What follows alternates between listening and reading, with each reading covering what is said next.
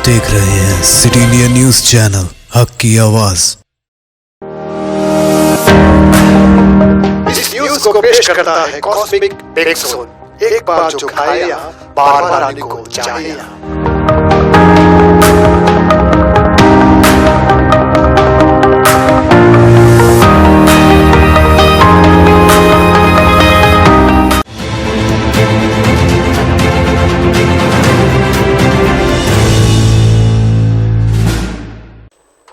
अस्सलाम वालेकुम नाज़रीन, सिटी इंडिया न्यूज़ के बुलेटिन खबरें रफ्तार से मैं आपका इस्तकबाल है। मैं हूं नौशीन।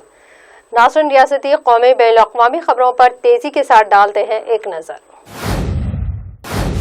मुल्क भर में जुमा की देर रात तक कोरोना वायरस के फ़ाल मामलात 11,000 से ज्यादा बढ़कर 9,95,000 से ज्यादा हो चुके हैं। मजमूई फ़ाल मामलात में से 75% से ज्यादा मामले 9 सबसे ज्यादा मुतासरा रियासतों से आ रहे हैं।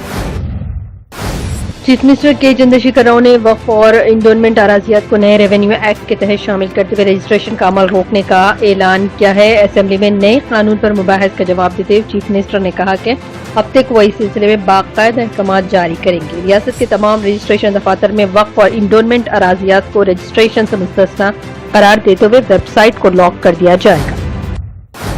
और ये समाज के नामो लीडर और समाजी जहदकर स्वामी अग्निवेश का जुमा को बाउमर 80 साल में इंतकाल हो गया है। वो कुछ अरसे से जिगर के आर्ज में मुब्तला थे और दिल्ली के इंस्टीट्यूट ऑफ लीवर में जेर इलाज थे। दाद मंशियात स्कॉट की खुसूसी अदालत ने आज सुशांत सिंह राजपूत की मौत के मामले में मंशियात के जाविये से तहकीकात के बाद गिरफ्तार बॉलीवुड अदाकारा और सुशांत सिंह की गर्लफ्रेंड रिया चक्रवर्ती और इसके भाई श्वेक चक्रवर्ती समेत जुमला 6 मुलजिमीन की दरखास्त जमानत को मुस्तरद कर दिया है।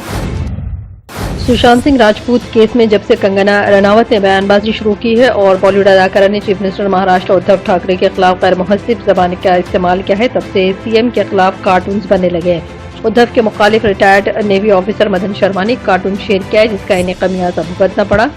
65 साल मदन शर्मा को बरसर इख्तिदार शिवसेना के कारकुनों ने खूब मार पिटाई की है, जिसका वीडियो भी वायरल हो गया है।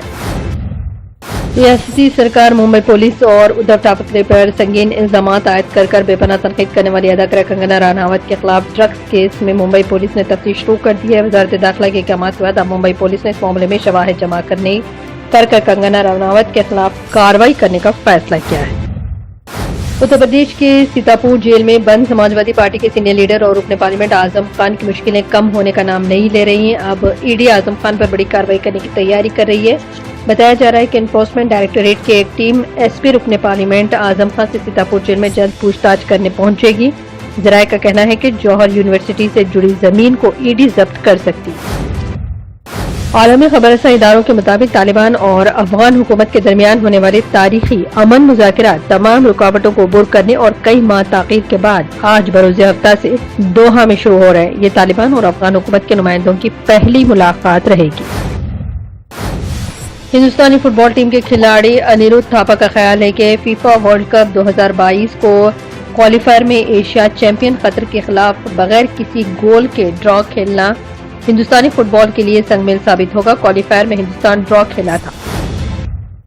आलमी खबरसां इदारों के मुताबिक उर्दून की दारुल-हुकूमत अमान के नज़दीकी शहर जरखा में वक्फे से जोरदार धमाकों की आवाजें सुनाई गई। ये धमाके फौजी असला डिपो में हुए, जहां मोटार गोलों समेत बड़ी मकदार में धमाका खेज मवाद और फौजी साजो सामान मौजूद था। धमाके इतने शदीद नौइयत के थे कि इसकी गूंज 25 किलोमीटर दूर अमान तक न सिर्फ सुनी गई बल्कि धमाकों के नतीजे में बुलंद शोले भी देखे गए। फौजी वजीर करण रिजिजू ने कहा कि चीनी फौज अरुणाचल प्रदेश के 5 नौजवानों को हमारे हवाले कर देगी। उन्होंने कहा कि चीनी फौज पीपल्स लिबरेशन आर्मी PLA ने हिंदुस्तानी फौज के से उसकी तस्दीक की है। रिजिजू ने कहा कि आज किसी भी वक्त 5 नौजवानों को हमारे हवाले किया जा सकता है। जुमा को इन्होंने ट्वीट किया, चीन की PLA ने हिंदुस्तानी फौज से तस्दीक की है कि वह अरुणाचल प्रदेश के नौजवानों को हमारे हवाले करेगी। इन्हें 12 सितंबर को मखसूस मकाम पर किसी भी वक्त हवाले किया जा सकता है।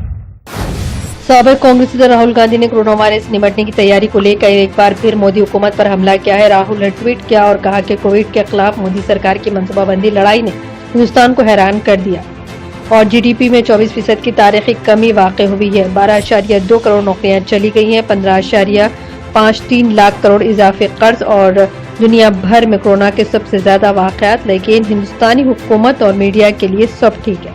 राहुल ने एक बार फिर चीनी कब्जे पर मोदी को निशाना बनाया है।